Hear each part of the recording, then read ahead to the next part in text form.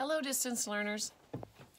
In first grade art last week, we learned a new word, and that new word was perspective. And perspective is the way I see something. Perspective can be kind of like an opinion, like your favorite color might be red, and my perspective might be that the best color is blue. So we may have different perspectives on color. Perspective for an artist can also be the way they see something and how they draw it. Like your perspective and how you draw a cat may be very different from my perspective of what a cat looks like. And therefore we have two very different drawings, very different perspectives or ways of seeing cats. Now I have a snowman right here, and I took some pictures of my snowman. Perspective in art can also mean like the angle. So this picture right here, if you can see it, I took him from what we call a bird's eye view perspective. So that means I took him from up above. Then I have one right here where I took him from way down below from the ground. And then just a straight on perspective and a close-up perspective.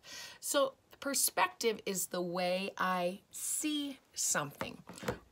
Our art project is called Snowman from a worm's perspective. So we're looking at this snowman from the ground and looking up. That's why his nose kind of runs into his hat. So this is the project we are drawing and working on in first grade. So you are going to need some things. You are going to need a pencil. You are going to need some crayons, especially black and white and orange, and then any other colors of your choice. You are going to need some water, a paintbrush, and a couple colors of paint for the sky. And we use turquoise and magenta. So those are the supplies, and of course a piece of paper that you are going to need. So I always like to ask my students, where would you start? If you were drawing this, I'm going to direct you through this, but if you were drawing this, where would you start? So I am going to start, I think it's easiest to start here with this line. And notice this line is about halfway down the page, and then I go to about halfway here. So I think about halfway to halfway. And it's not a straight line, or he would look like he had a triangle bottom, but I want a rounded line. So I'm going to say, where's about halfway? And I am going to go to about halfway and draw the bottom of my snowman. Nice big bottom. Then I'm going to go in a little bit from the top and bottom, and I'm going to start there, and I am going to do the belly, and it's kind of like a crooked C or part of a circle or a crooked C, and I'm not going to go all the way to the bottom. I'm going to start, like I said, about 3 fingers or hand distance from the bottom. Then I am going to do the head, and I make the head a little more arched because we are a little bit higher hill because we're going to add a scarf. So we're going to make the head, and again, we're going to go kind of at the top of our last thing and make that hill, and I make it a little higher arch so we can add the scarf. Next, we're going to do the hat, and you have 2 choices of hats. Now, some of my snowmen get kind of close to the top, and if you're kind of close to the top, you might want to do just a regular like ski hat or stocking cap. So you might want to do something like that. So if you're kind of close to the top, and what you can do if you're kind of close to the top is you can kind of take it, I could do just one to the corner here. I could just go up, make kind of like a V, but a rounded V. But if you ended up really close to the top, you can almost make kind of like a J, backwards J, or a hook or a candy cane. And then over here, go and then hook to the end and draw your circle. Your other choice, that's one type of hat. Your other choice that you could do is a top hat. And for the top hat, what you could do, instead of doing the J, you do like a halo, a very flat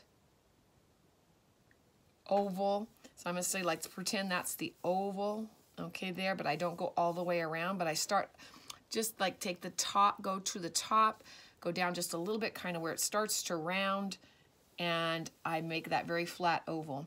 Then I'm going to make a line up and a line up. Why didn't you just make a rectangle? Because I want to round the top just a little bit and make a little bit of a hill. And then I'm going to make another hill close to the top or the brim of my hat. I'm going to make another one.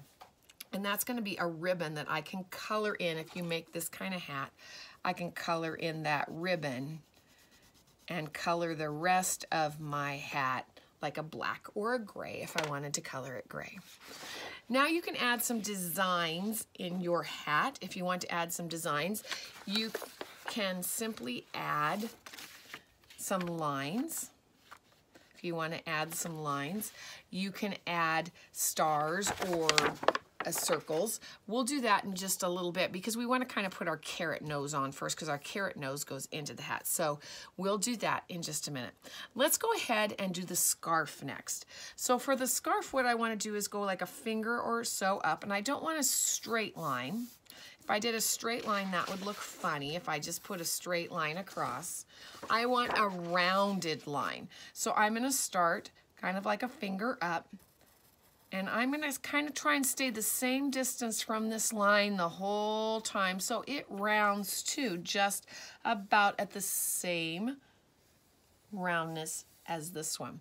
So now I'm going to kind of look and say, what side do I want my scarf on? Do I want my scarf here or do I want my scarf here?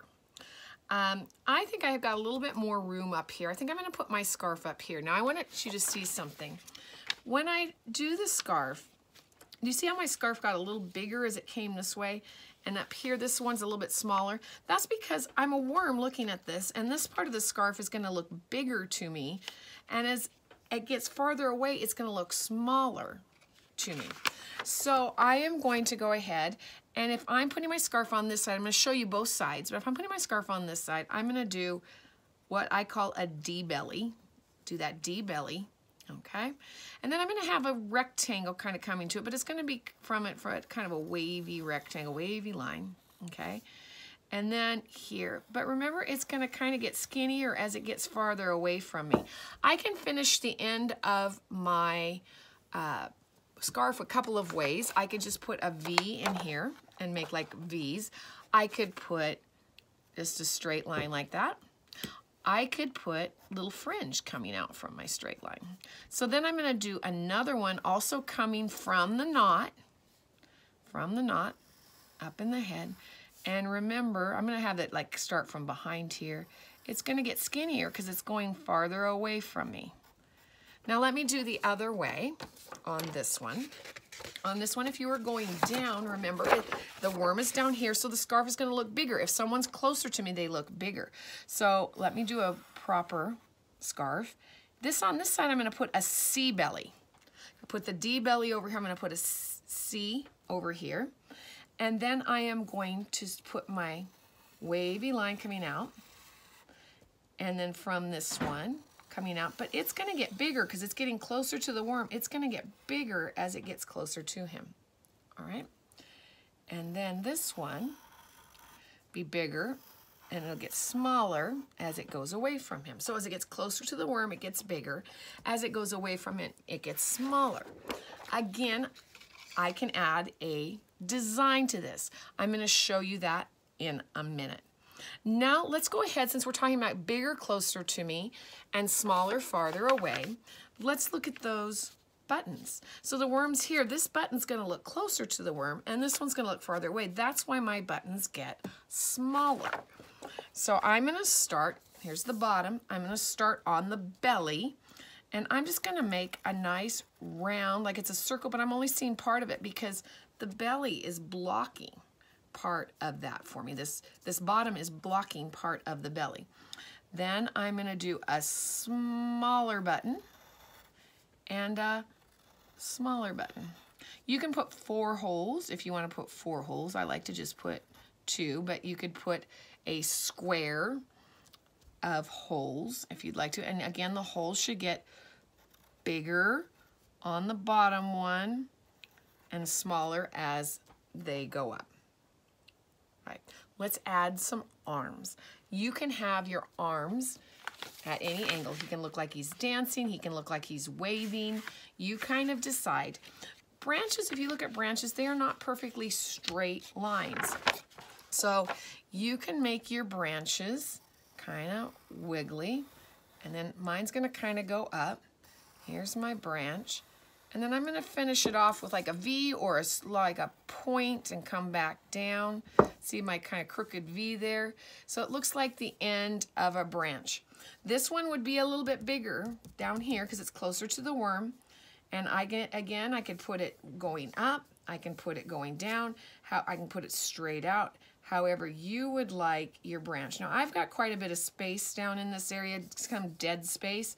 So I think I'm going to put mine kind of down, go down a little ways, and then come back up. And I'll put like a V here and make my branch. And this one looks it's a little bit wider than that one. I could have made it maybe just a little bit longer, but it is fine. All right. Here then we are going to look at the face. So with the face, we're going to start with the nose. So make kind of a good sized U, like the bottom of a penny size or bottom of a nickel size of a U.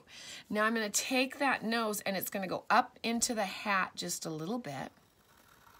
And I'm going to make a point, like a triangle point or a V point. And then, oops, I've got a line from the head in the middle of it. That's okay. I'm just going to erase it. Now, my carrot nose is going to look much rounder. It's going to make it look round if I do curved lines instead of straight lines. Straight lines are going to make the carrot look kind of flat. But if I take this and I do U's that are about the same curve, and again, they should get, this one's kind of farther away, this one should get a little bit closer, each time they get a little bit closer, and I make those U's, then those rounded shapes help my carrot to look round rather than the straight lines. Now I'm simply going to add a couple eyes. You can add them, they should be above or next to the carrot. I had someone in class put their eyes kind of down here. Your eyes need to go above or next to the carrot. They should be at least the size of peas, green peas. They could be as big as like pennies or something like that, but at least the size of green peas. And you're going to put your eyes. And then I showed in class you could do a stick mouth, or you could just simply do, sometimes the kids say they use lumps of coal. One student said they use raisins for the mouth. So you can kind of do what you would like to do there for the mouth. I said, like, if you wanted to do a stick mouth, you could kind of do it like it's a little branch mouth if you wanted to do kind of a stick mouth. So now you have your basic snowman. You're going to go ahead then and add some designs. You can add like circles in the hat, you can add stars, you can have hearts. But what I told them I did not want, I did like circles and stripes up here. Again, you don't want straight lines.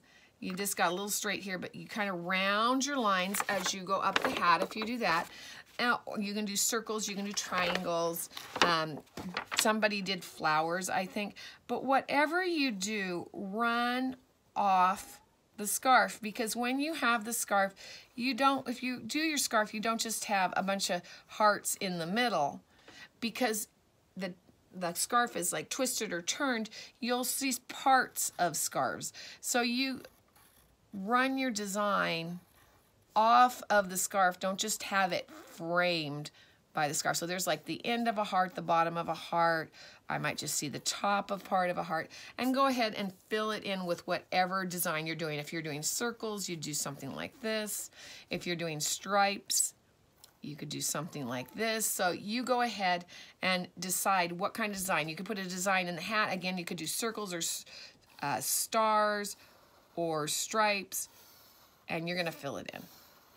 All right, when you're done with your design, you are going to color. So you're going to just go ahead, and I am not going to spend a lot of time with this, but you're going to color. And remember, what we talked about in class is one direction, thick and waxy, thick and waxy. So we're gonna go one direction, and one direction is like up and down, up and down, up and down, or back and forth, back and forth, back and forth. But we're not going to go up and down and back and forth. What do you mean? Okay, so let's say I'm coloring this stripe right here. What we do in class is we make a nice color wall. Here's my nice color wall. And then I try and stay in that color wall line. So which way would be easier for me here? I think back and forth is gonna be easier than up and down. So I'm gonna go back and forth, back and forth, back and forth, and nice and thick and waxy. I tell the kids I like it if you can peel it. You try and stay in your color walls. I like it if you can peel it off with your finger. And look how nice that looks. If I go a whole bunch of directions, it kind of looks like, can look more like scribbling. So if it's easier in a section to go up and down, that's fine. That's one direction. Go up and down, up and down, up and down, or back and forth, back and forth, back and forth. And remember, you can turn your page to make things easier for you as well. So again, pretend that I've got this whole thing colored. You're not gonna, I don't want you to sit and watch me color the whole time. I'm gonna do two more things. This is where I need my black and my white crayon. So I've colored, we don't color the white. You can just leave the white blank, okay? Don't color the white, but what we are going to do is we're gonna do the black eyes, okay? And I'm making mine a little bit bigger to kind of contrast them from the mouth. And then we're gonna outline everything.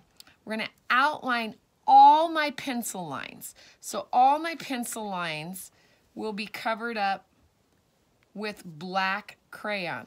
I'm going to outline all my pencil lines. So again, pretend, and this, what this is going to do is this is going to make a color wall to protect it from getting paint on it. So I want a nice thick color wall. So all my pencil lines, and make sure you get those nice thick color walls. Then what you're going to do with your white crayon is you are going to make snowflakes in the background in the white spaces. And how I do that, I'm going to do one in pencil so you can see, and the rest I'm going to do in crayon. And you don't do it in pencil first, but this is just so you can see. You're going to make a cross and then put an X over the top. So I'm just going to choose a section here that I will paint in a minute, and I'm going to put a cross and an X, a cross and an X, a cross and an X, a cross and an X. And I'm going to do that in all my background white spaces. I'm not going to do it on my snowman, just my background white spaces. And so once I've outlined everything in black, okay, come back to this picture and look. It's right at the beginning and everything. You can come back to this and look and say, okay, have I outlined everything in black? I colored first, I outlined in black, I did my white snowflakes. Now I am ready to paint the background. So with the background, I already had wet my paints. They were already wet so that they will produce lots of nice, vibrant colors. So I'd already wet those. And then I am just going to carefully color in the background. Carefully color. And if I have my nice thick color walls, then what's going to happen is they're going to resist. I'm going to go right next to them, but they are going to resist that paint, and I'm going to help keep that blue paint from getting onto my white snowman. So I am going to go ahead and paint this. That white's resisting a little bit, and I'm going to paint, and then what I'm going to do is I'm going to mix it up a little bit. I'm going to paint some, see, this should have black, it's going on there, but it would have, you would have black on it. I'm going to go right off the edge, okay, and I dip in the water, dip in the paint, and I'm going to switch colors, so I'm going to rinse out my brush, and then we kind of just over the years have developed, when I did my first one, now there, you can see the resist coming through here. When I did my first one, I just kind of had a blue background. But we've tried this through the years, and experimented and added some purples, and it really turns out pretty with some just kind of purples and blues in the sky. So you can just kind of alternate between those, or I'm gonna put a link to my Pinterest account for you, and you can then go to my Pinterest account and see some that students have done through the years that kind of have these colors in the background, and they look really pretty. So anyhow, go ahead and play with the paints, play in the backgrounds. Again, make sure you have all your crayon there so it resists nicely, and you end up with a very pretty background and a very cute snowman from a worm's perspective.